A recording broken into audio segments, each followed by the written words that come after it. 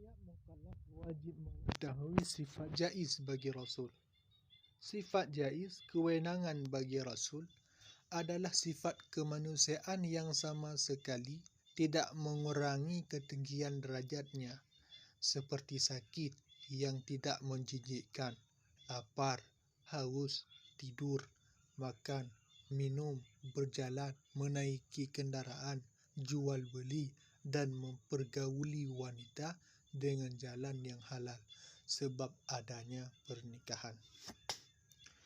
Berbeda dengan penyakit gila parah atau tidak. Penyakit kusta, lepra, buta, dan lain-lain dari penyakit yang menjijikkan.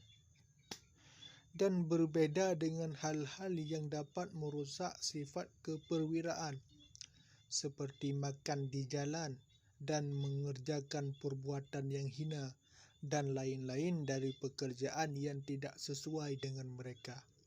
Hal tersebut adalah tidak wenang jaiz bagi para rasul. Tidak benar jika ada pendapat yang mengatakan bahawa Nabi Syuaib buta dan musibah yang menimpa Nabi Ayub hingga menyebabkan beliau sakit parah dan tinggal kulit dan sedikit daging kurus sekali. Dan juga penyakit kebutaan yang menimpa Nabi Yakub, karena kebutaan itu merupakan sebab dari bertubi-tubinya air mata yang mengalir karena kesedihan hati beliau. Adapun keluarnya air sperma dari tempatnya secara manusiawi, hubungan badan, adalah merupakan kewenangan bagi mereka.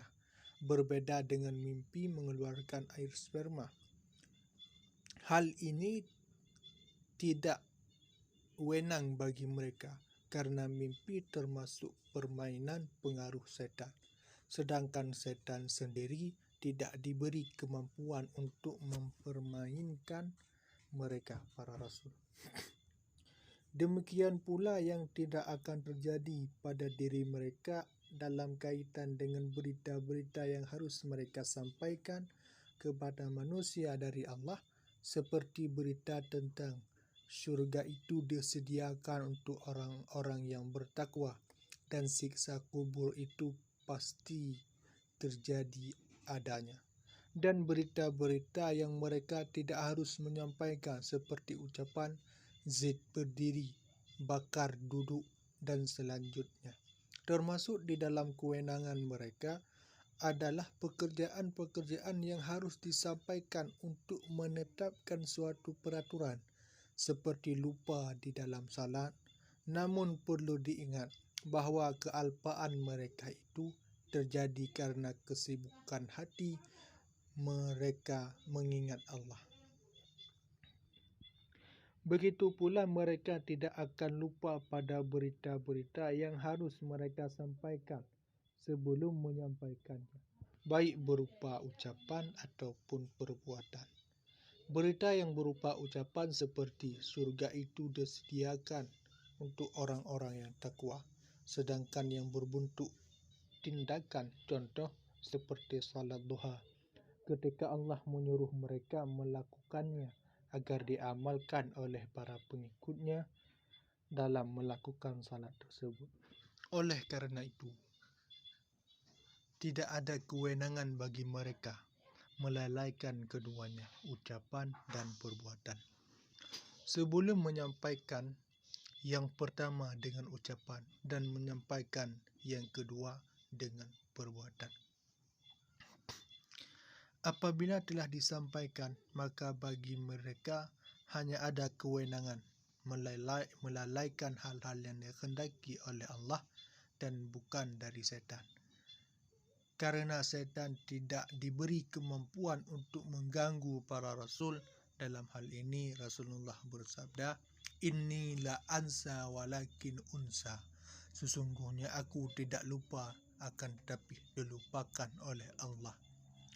Secara global dapat dikatakan bahawa mereka mempunyai kewenangan sebagaimana yang dipunyai oleh manusia daripada hal-hal yang tidak menimbulkan kekurang sempurnaan derajat mereka. sedangkan secara batiniah mereka dibersihkan dari hal-hal tersebut karena hubungan batin mereka dengan Allah. Adapun dalil kewenangan terjadinya sifat-sifat kemanusiaan ialah bukti adanya sifat-sifat kemanusiaan pada diri Rasul bagi orang yang hidup semasa dengan mereka dan sampai pada yang lainnya secara turun-menurun. Terjadinya sifat kemanusiaan pada diri mereka merupakan dalil yang kuat pada sifat kewenangan itu, sebab terjadinya sifat kemanusiaan itu sendiri merupakan cabang dari kewenangan. Dan lagi, ketinggian derajat mereka selalu meningkat, sedangkan terjadinya sakit merupakan sebab semakin meningkatnya ketinggian derajat pada diri mereka dan agar orang selain mereka hatinya terhibur. Dengan demikian, orang berakal akan mengerti bahawa dunia ini bukanlah merupakan tempat pembalasan terhadap kekasih-kekasih Allah. Karena apabila dunia ini tempat pembalasan terhadap mereka, maka sama sekali mereka tidak akan menyentuh kesulitan-kesulitan dunia yang tak lain merupakan tambahan atas ketinggian derajat mereka para rasul. Jadi keyakinan wajib yang berkaitan dengan para rasul terdiri dari 9 sifat dan telah diuraikan di atas merupakan hubungan dengan sifat ketuhanan dan seluruhnya bersifat 41. Jumlah keseluruhan ada 50 dan di mana setiap orang mukallaf wajib mengetahui dalil-dalilnya.